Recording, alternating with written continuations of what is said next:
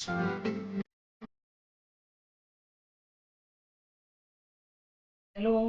Welcome to at my YouTube channel.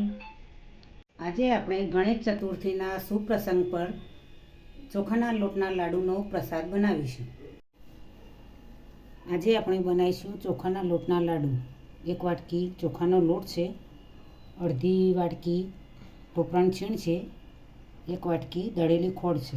આ લોટને ગરમ કરીશું. લોટને શેકવાનો છે.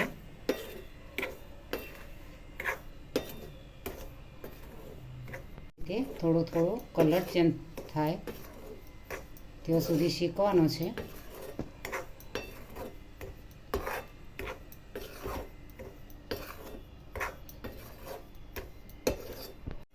બે ચમચી ઘી એડ કરીશું. હવે તેમાં ફ્રેશ મલાઈ પણ એડ કરીશું.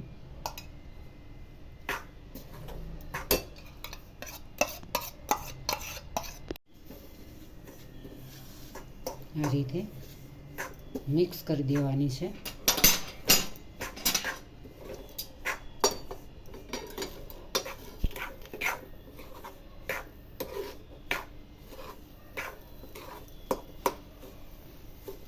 કલર થોડો ચેન્જ થવા લાગે છે.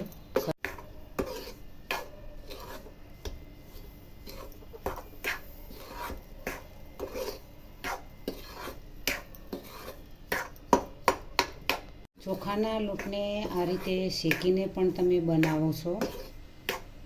બની શકે લાડુ. મિક્સર જારમાં ક્રશ કરીને પણ બની શકે.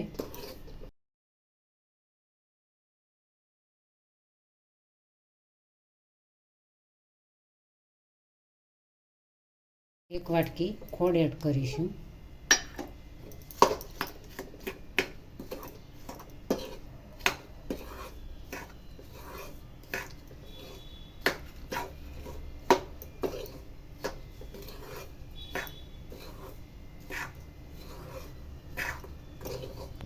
છીણ એડ કરીશું, અડધી વાટકી.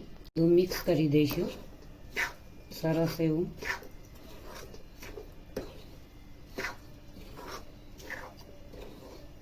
શેકાઈ ગયું છે. હવે ગેસ બંધ કરીશું. આ રીતે મિક્સ કરી દઈશું. સરસ એવું શેકાઈ ગયું છે. બહુ ઠંડુ પણ કરવાનું નથી, નોર્મલી ગરમ રહેવા દેવાનો છે. હવે એને 5 મિનિટ ઢોકી દઈશું.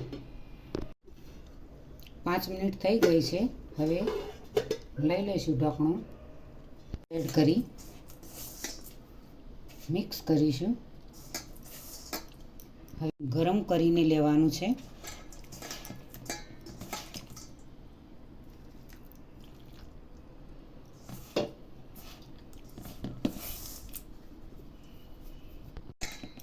ફરીથી દૂધ એડ કરીશું.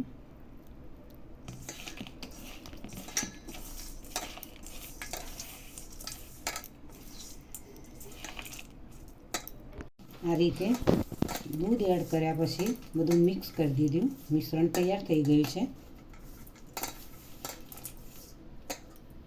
ડ્રાયફ્રૂટ એડ કરીશું.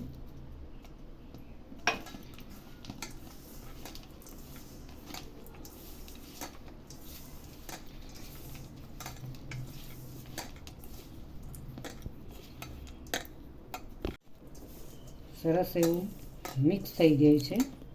આ રીતે તેને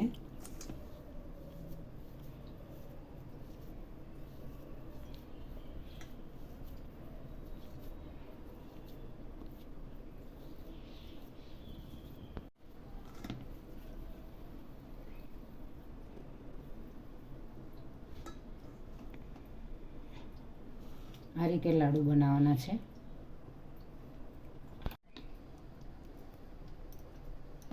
ટેસ્ટી અને સ્વાદિષ્ટ લાડુ તૈયાર થઈ ગયા છે. ચોખાના લોટમાંથી તમે મિત્રો આ રીતે લાડુ શેકીને પણ બનાવી શકો છો. સરસ એવા મસ્ત ભગવાનને ભોગ ધરાવવા માટે ગણેશ ચતુર્થીના દિવસે આજે હું એ લાડુ બનાવ્યા છે. તમે સરસ રીતે ઘરે બનાવી શકો છો અને લાડુ બનાવીને ખાઈ શકો છો મિત્રો. નાના બાળકોને તો લાડુનું નામ સાંભળતા મોઢામાં પાણી વળતું હોય છે. ખૂબ જ ભાવતા હોય છે. તો મિત્રો, આજની રેસીપી તમને સારી લાગી હોય તો તમારા મિત્રો સુધી મારી રેસીપીને પહોંચતી કરજો. બજારમાં મળતા હોય તેવા જ લાડુ આજે હું એ બનાવ્યા છે મિત્રો. ઓછી મહેનતથી અને ઓછા સમયમાં લાડુ બનાવ્યા છે. તમે જરૂરથી ઘરે ટ્રાય કરજો. મારી ચેનલને સબસ્ક્રાઈબ કરજો, શેર કરજો, લાઈક કરજો, બને તો કમેન્ટ કરજો.